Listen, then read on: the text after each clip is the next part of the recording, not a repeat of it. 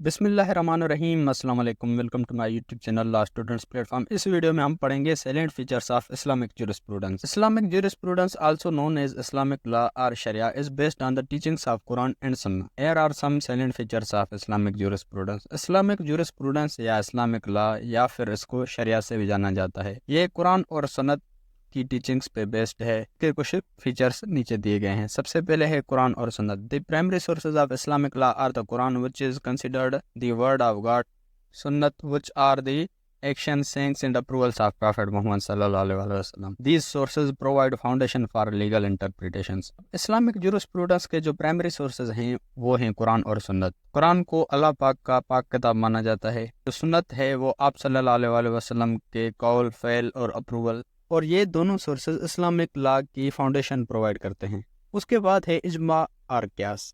Islamic scholars use consensus and analogy to derive legal rulings when specific guidance is not found in Quran or Hadith. तो Islamic scholars हैं वो किसी भी मसले का हल निकालने के लिए इजमा या क्यास करते हैं, और इजमा और क्यास तब करते हैं जब उस मसले का हल कुरान या हदीत में डायरेक्टली या ज़ाहिरी तौर पर नहीं बताया गया हो। इजमा refers to the consensus of scholars. इजमा का मतलब है कि जो इस्लामिक स्कॉलर्स हैं उनकी एक मसले पर हमरा, यानी सब एक मसले पर राजी होने चाहिए कि इसका ये सॉल्यूशन होना चाहिए। वाइल क्यास involves driving parallels between existing rulings and new situations. क्यास क्या होता है कि दो सिचुएशंस को आपस में कंपेयर किया जाता है। दो सिचुएशंस कौन सी? एक वो सिचुएशन जो कुरान पाक में बताई गई है या सुन्नत में बताई गई है, और दूसरी वो सिचुएशन जो इन सोर्सेज में नहीं बताई गई। इसका हम एक मिसाल ले लेते हैं। मिसाल के तौर पर जैसे प्राइमरी सोर्सेज में कुरान पाक में बताया गया है कि जो शराब है वो हराम है। आज के दौर में अगर कोई नई चीज़ आ जाती है जो नशा देती है, जैसे आफीम वगैरह हो गया, उस चीज़ का स्कॉलर्स क्यास करेंगे तो देखेंगे कि जो ये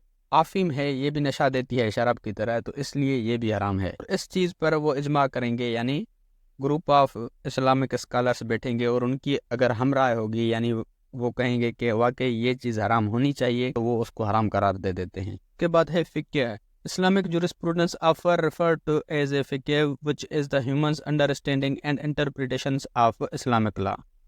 Various schools of thought such as Hanafi, Maliki, Shafi, Hanbali interpret and apply Islamic law differently. Islamic jurisprudence schools पे भी बेस्ड है। जो schools मुख्तलिफ तरीके से लॉ को इंटरप्रेट करते हैं और लॉ को अप्लाई करते हैं। जैसे हनफी स्कूल ऑफ थॉट है, मालिकी स्कूल ऑफ थॉट है, जितने भी स्कूल्स हम पिछले वीडियो में पढ़ के आए हैं, वो इन सोर्सेज को मुख्तलिफ तरीके से इंटरप्रेट करते हैं और मुख्तलिफ तरीके से अप्लाई करते हैं। फिर है 5 pillars। Islamic law encompasses the 5 pillars of Islam, which are the fundamental acts of prayer and practice, including the declaration of faith, prayer, alms giving, fasting and pilgrimage. Islamic law इस्लाम के 5 pillars पे based है, जो इबादत के fundamental acts हैं, जैसे नमाज, रोज़ा, हज, ज़कात, तौहीद।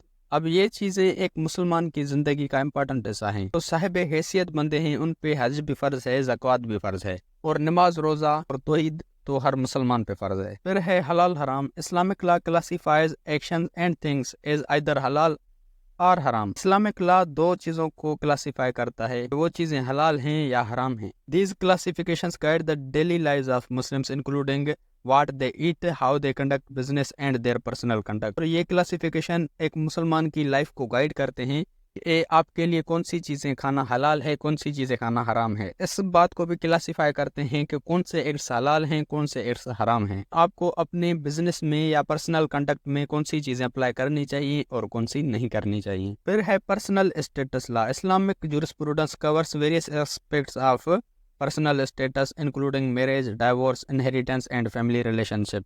These laws vary between Islamic schools of thought. Islamic jurisprudence personal status के वेरियस एस्पेक्ट को कवर करता है, जैसे मैरिज, डाइवोर्स, इनहेरिटेंस, डाइवोर्स कैसी होती है या इनहेरिटेंस कैसे होती है, मैरिज कैसी होती है, या जो फैमिली रिलेशनशिप्स हैं। तो ये जो लॉज हैं ये मुख्तलिफ स्कूल्स ऑफ jurisprudence में थोड़े बहुत चेंज हो सकते हैं, यानी उनका एक तरीका चेंज हो सकता है। जैसे निकाह का तरीका हो गया, एक स्कूल का थोड़ा चेंज हो सकता है, दूसरे स्कूल का थोड़ा चेंज हो सकता है। और जो मिल्कियत इनहेरिट होती है ईयर्स में, उसमें भी स्कूल्स में थोड़ी बहुत चेंजिंग हो सकती है। फिर है हुदूद and ताज़ीर। Islamic law prescribes punishments for specific offences. Islamic law specific offences के लिए पनिशमेंट्स प्रिस्क्राइब करता है, حدود are fixed and severe punishment for crimes like theft and adultery. حدود جو ہیں وہ ایسی سزائیں ہیں جو فکس ہیں، یعنی جو چوری کے لیے دی جا سکتی ہیں یا قذف کے لیے یا زنا کے لیے. while تعزیر allows judges some discretion in determining penalties for lesser offenses. کہ جو تعزیر ہے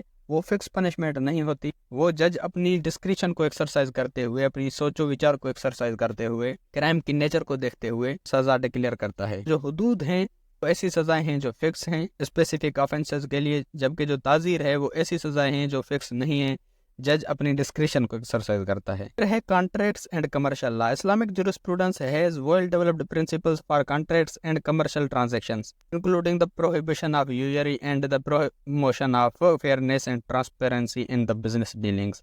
اسلامک جورسپروڈنس میں کانٹریکٹس اور کمرشل ٹرانزیکشنز کے لیے ویل ڈیولپڈ پرنسپلز ہیں، ویل ڈیولپڈ لاز ہیں.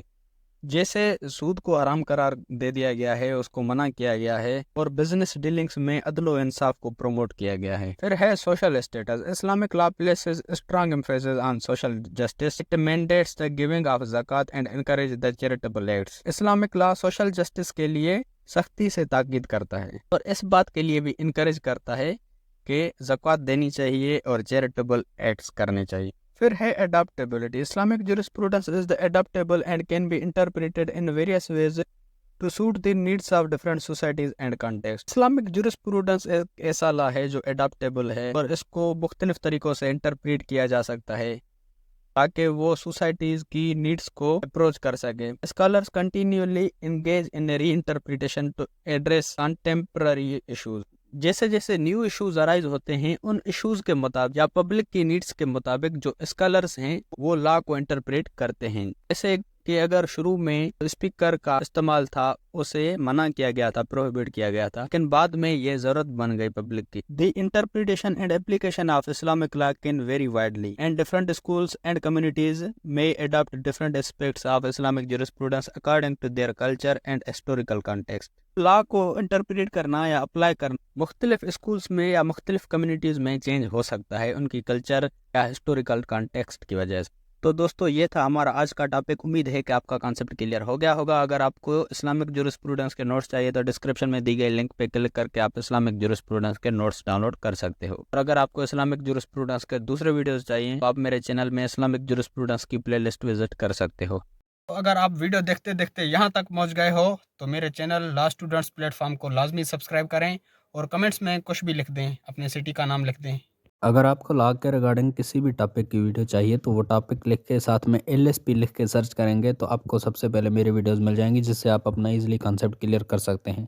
یا پھر اگر آپ میرے چینل کی پلے لسٹ میں جاتے ہیں تو وہاں پر آپ کو ہر سبجیکٹ کی الگ سے پلے لسٹ مل جائے گی جہاں پر اس سبجیکٹ کے سارے ویڈیوز مل جائیں گے آپ کو.